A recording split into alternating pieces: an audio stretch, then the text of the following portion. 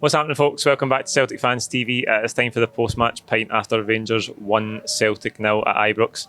We're here on the roof at Malone's Bar. Get yourself here on Sauchiehall Lane. If you're in the area, it's a great place to watch the football. They've got great food, great beer. So if you're in the area, get involved. I've got Kevin and Scott with me to talk over today's defeat. Kevin, we'll start with you, mate. Just brief thoughts on what you've seen today. Well, I've asked improvement on last season, certainly, but again, our decision making in the final third again cost us so much. And I just feel that once Rangers got the goal, we just did not have a plan B. We were all over the place. Bringing Sorrow on was just a very strange decision. We did have chances and we should have took them. And it's just the same feeling again. Are we ever going to beat them? You know. Aye, the same feeling again, Scott. Seven derbies without a win. I think you had the feeling today in the first half that we were controlling the ball. Rangers were sort of happy for us to have the ball in many ways in that first half. Didn't quite create enough from it though. No, we had the majority, the lion's share of possession. As you're saying, clear cutting edge chances, they probably matched this. So if we were as ruthless, their goalkeeper, I don't think we troubled him once in the whole match. The first half, I was relatively comfortable watching it. I thought if we continue along these lines, we'll probably get more chances and we'll be all right. There's the Edward chance, which was guilt-edged. Criminal act. No to just finish that. I thought he had done the right thing, opening up his right foot, but he's back heeled it. I just think it shows he's no confident and he's no the guy that he was 2 years ago. I really think he just needs a bit of he needs a move, let's be honest. He needs a move away from Celtic. I think that's what will sort the guy out. And if he does go, then good luck to him. He's delivered good times for us. The rest of the match, almost a game of two halves in terms of who's in the ascendancy. Anytime they come up the park, they looked like they had a bit more pace. They were more aggressive when they were off the ball. The first half we won the vast majority of second balls, but that totally went in the second half. Again, they were aggressive. Second balls were getting won, and that let them build attacks much easier. But poor decision making in the defensive third in terms of giving away stupid fouls, and the majority of them weren't fouls. I thought the referee was shocking today, terrible. He's not the reason that we lost the match. That's not an excuse. I just thought it was shocking, and I think the guy like Morelos, right, who's going to go down at any touch, and referees understand that. If referees watch football, right, they understand what player has certain tendencies. He's going to throw himself to the ground at the first given opportunity, but they continue to buy it week after week. Aye. It's just frustrating to watch. So he gets away with it time and time again. And then Kyogo at the end, a couple of huge opportunities. He makes the wrong decision both times. The first time he's got to square it, and then he probably feels guilty the second time, and he squares it when he should just start the shot. But no great. One of the days, isn't it? It's one of the days. Kevin and Scott says there that the Edward chance in the first half is massive for us, and the first goal in these games is always so important. And I would say that out of either of the two teams, we're in the ascendancy in the first half. So when you're in the ascendancy, you need to make it pay, and we didn't with that chance. Echoing what Scott said there, it was very much I was very, very comfortable watching Celtic, and it's not, which is strange. But in the first half, we were totally on top. We were dominant. We just couldn't get the final, and it's the decision making the final third. Edward has to score that. Edward, at 2 years, scores that week in, week out.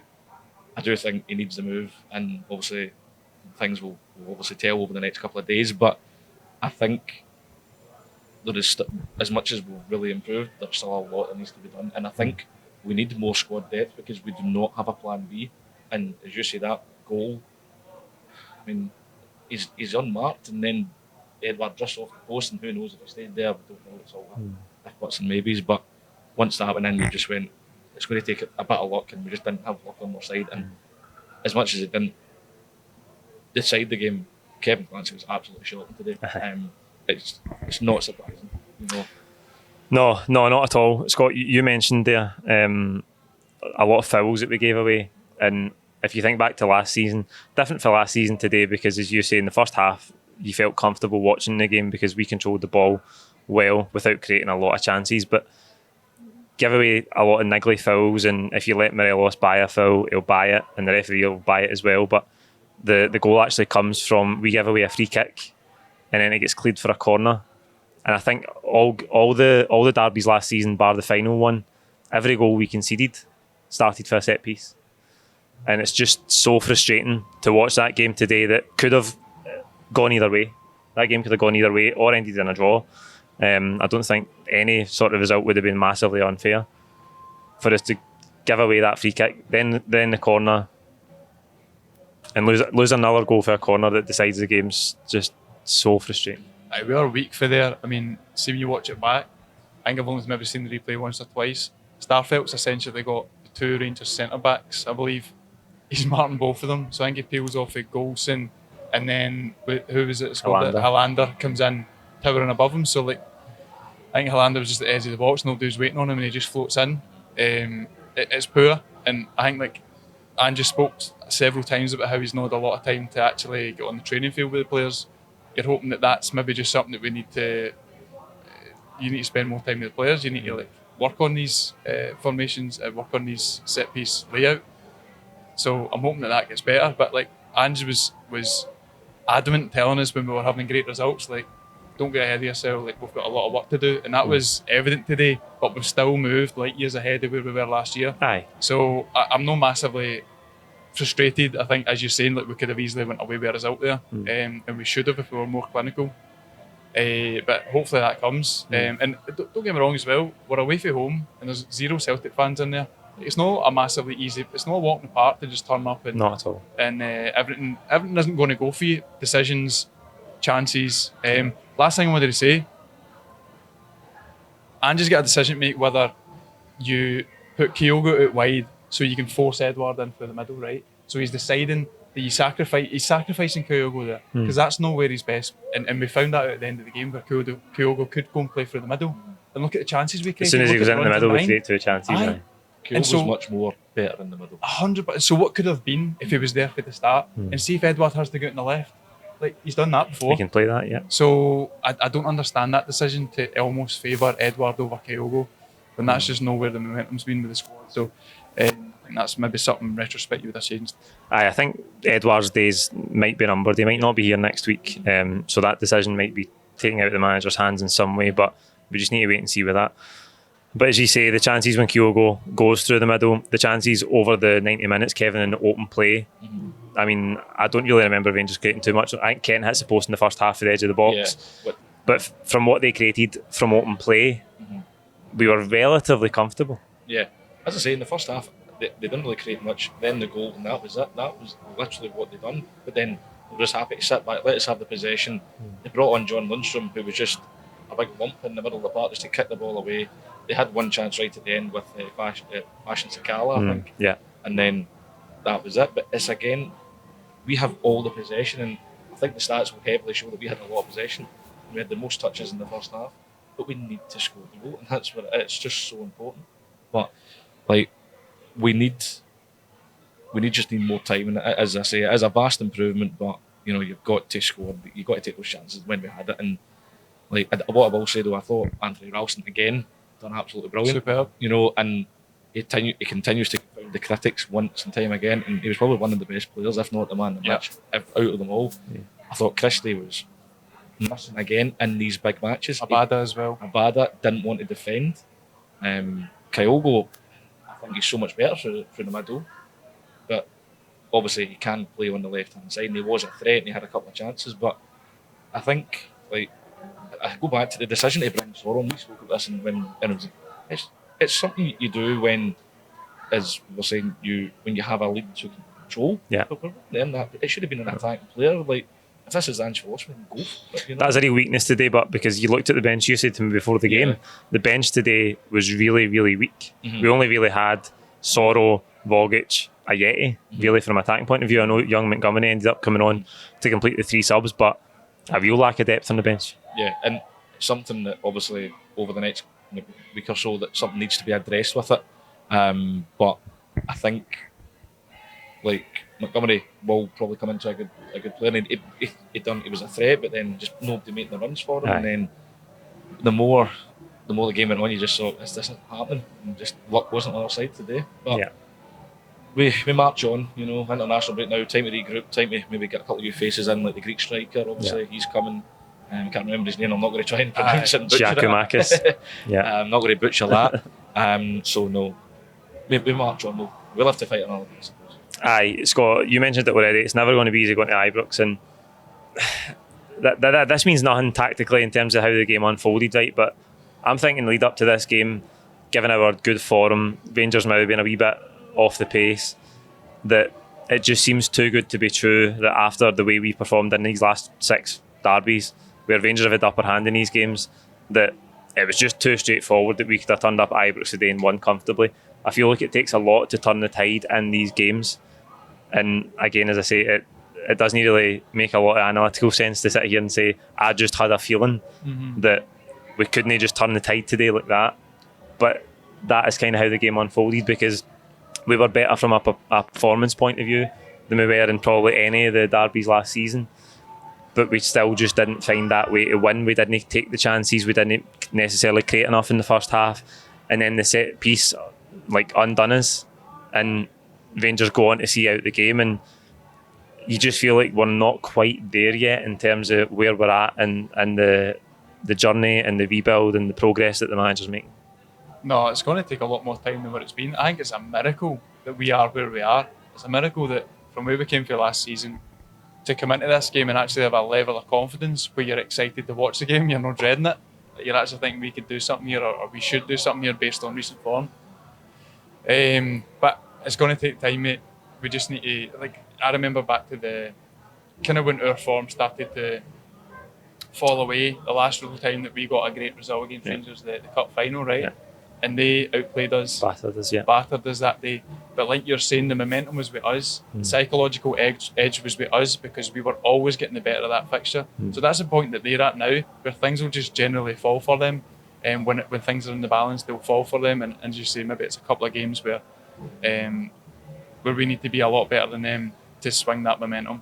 It's probably a good observation for you, mate.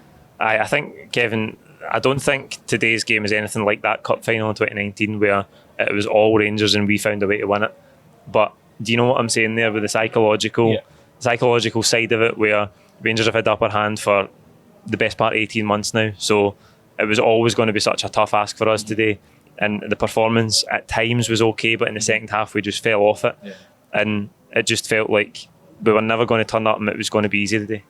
I mean, we came absolutely flying out the traps. I mean, and some of our slick play when it was fast, Rangers couldn't deal with it because Roof was at one point, he was at 6s and 7s, and when we were getting the passes, the triangular pass, which seems to be kind of a common theme now with Ange, we're doing well, and it is getting better. But at the end of the day, you know, it is going to take a lot more than just a couple of wins over St Mirren and Dundee and playing well against Hearts respectfully to think that we were going to just turn up and win the day. And I think obviously just a wee bit just need to take ourselves back and just make sure we walk before we can run. Aye. So I'm very happy with how we're going, but we need to improve, and we've got 2 big games now still at Parkhead with our advantage because they won't have it this time. Yeah. So we shall see what happens, but I think I'm still very much upbeat out with today. Yeah. You know, and it's a lot better than what it was under Lennon. Those games were absolutely all over the place. So yeah, I mean, you can't really ask for much more today, but obviously it could have been better. Aye. You know, but it is what it is. You know, a big thing that I noticed today as well, I don't know if you've seen the same thing, like in the second half, I was finding that comparing it to the first half, when we're building, there's usually 3 attacking players, or it doesn't matter if they're attacking players, there's 3 Celtic players in close vicinity to each other so that they can play around about players who are putting pressure on, right? And that was how we were getting up the park. The second half, that was just almost impossible. You had a wing back who could maybe pass to a winger, who could then pass to, get it back and then pass to a centre back. There was never that Callum McGregor who could just create that triangle so that they could get out of a pressure situation. McGregor was available a lot, as you said, and he wasn't getting the ball, found, and that annoys me. That's one of the worst things that I think we do as a team. We've taken more risks under Ange, but I don't think we're taking risks today. Callum McGregor's so smart that he sits, if he's jogging towards the Rangers goal, we're in our own half, right? And say it's at a wing back, he's hiding between 2 Rangers players, obviously not in where the gap is, but he's assuming that the wing back can see that if they play it into the space, he can jog in there, and that's where he'll receive the ball. He doesn't want to receive the ball in space because people know where he is and he needs to stand still and maybe turn. He wants the ball to be played in front of him for him to run into the space, but it just wasn't happening. I feel like we were always wanting to turn back. We didn't want to turn and face the man either. Like you've got Ryan Christie, who's the goal against Dundee, wasn't it? Where he megs the guy and puts the ball in. That confidence wasn't there, which was frustrating for me because you've got to take more risks.